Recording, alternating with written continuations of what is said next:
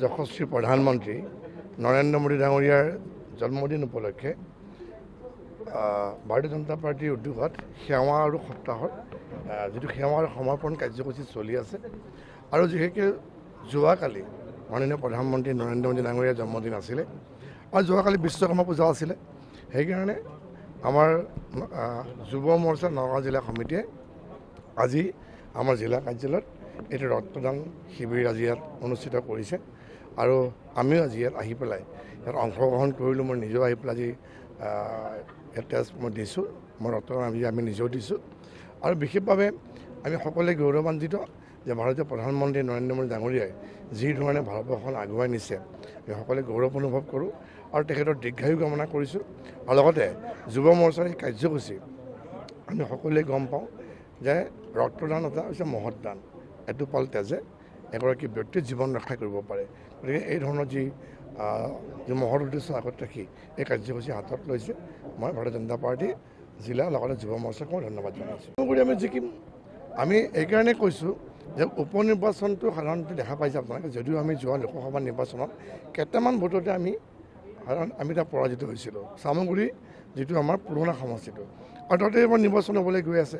আমি শক্তিশালী প্ৰাৰ্থী দিছোঁ, ডিব্ৰুৰঞ্জন শৰ্মা শক্তিশালী আমাৰ প্ৰাৰ্থী, তেওঁ কাম কৰিব আৰু যিহেতু আমাৰ যিটো বিধানসভা নিৰ্বাচন হ'লে 26 আমাৰ 13টা বছৰ আছে। মই আশা ৰাখিম যে চামগুৰিবাসী ৰাইজে হৃদয়ংগম কৰিব যে 13টা বছৰ অন্তত তেওঁলোকৰ যাতে উন্নয়ন হয় আৰু চৰকাৰৰ পক্ষতো থাকে।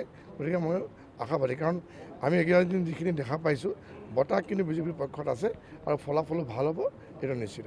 যশস্বী প্ৰধানমন্ত্ৰী নৰেন্দ্ৰ মোদী ডাঙৰীয়াৰ জন্মদিন উপলক্ষে ভাৰতীয় জনতা পাৰ্টিৰ উদ্যোগত সেৱা আৰু সপ্তাহৰ যিটো সেৱা আৰু সমৰ্পণ কাৰ্যসূচী চলি আছে আৰু যিহেতু যোৱাকালি মাননীয় প্ৰধানমন্ত্ৰী নৰেন্দ্ৰ মোদী ডাঙৰীয়াৰ জন্মদিন আছিলে আৰু যোৱাকালি বিশ্বকৰ্মা পূজা আছিলে সেইকাৰণে আমাৰ যুৱ মৰ্চা নগাঁও জিলা সমিতিয়ে আজি আমাৰ জিলা কাৰ্যালয়ত এইটো ৰক্তদান শিবিৰ আজি ইয়াত অনুষ্ঠিত কৰিছে আৰু আমিও আজি ইয়াত আহি পেলাই ইয়াত অংশগ্ৰহণ কৰিলোঁ। মই নিজেও আহি পেলাই আজি ইয়াত তেজ মই দিছোঁ, মই ৰক্তদান আমি নিজেও দিছোঁ আৰু বিশেষভাৱে আমি সকলোৱে গৌৰৱান্বিত যে ভাৰতীয় প্ৰধানমন্ত্ৰী নৰেন্দ্ৰ মোদী ডাঙৰীয়াই যি ধৰণে ভাৰতবৰ্ষখন আগুৱাই নিছে আমি সকলোৱে গৌৰৱ অনুভৱ কৰোঁ আৰু তেখেতৰ দীৰ্ঘায়ু কামনা কৰিছোঁ। আৰু লগতে যুৱ মৰ্চাৰ এই কাৰ্যসূচী আমি সকলোৱে গম পাওঁ যে ৰক্তদান এটা হৈছে মহৎ দান। এটোপাল তেজে এগৰাকী ব্যক্তিৰ জীৱন ৰক্ষা কৰিব পাৰে। গতিকে এই ধৰণৰ যি মহৎ উদ্দেশ্য আগত ৰাখি এই কাৰ্যসূচী হাতত লৈছে মই ভাৰতীয় জনতা পাৰ্টি জিলা লগতে যুৱ মৰ্চাক মই ধন্যবাদ জনাইছোঁ। আমি জিকিম আমি এইকাৰণে কৈছোঁ যে উপ নিৰ্বাচনটো সাধাৰণতে দেখা পাইছে আপোনালোকে, যদিও আমি যোৱা লোকসভা নিৰ্বাচনত কেইটামান ভোটতে আমি তাত পৰাজিত হৈছিলোঁ। চামগুৰি যিটো আমাৰ পুৰণা সমষ্টিটো আৰু তাতে এবাৰ নিৰ্বাচন হ'বলৈ গৈ আছে। আমি শক্তিশালী প্ৰাৰ্থী দিছোঁ, ডিব্ৰুৰঞ্জন শৰ্মা শক্তিশালী আমাৰ প্ৰাৰ্থী, তেওঁ কাম কৰিব আৰু যিহেতু আমাৰ যিটো বিধানসভা নিৰ্বাচন হ'লে 26 আমাৰ 13টা বছৰ আছে। মই আশা ৰাখিম যে চামগুৰিবাসী ৰাইজে হৃদয়ংগম কৰিব যে 13টা বছৰ অন্তত তেওঁলোকৰ যাতে উন্নয়ন হয় আৰু চৰকাৰৰ পক্ষতো থাকে।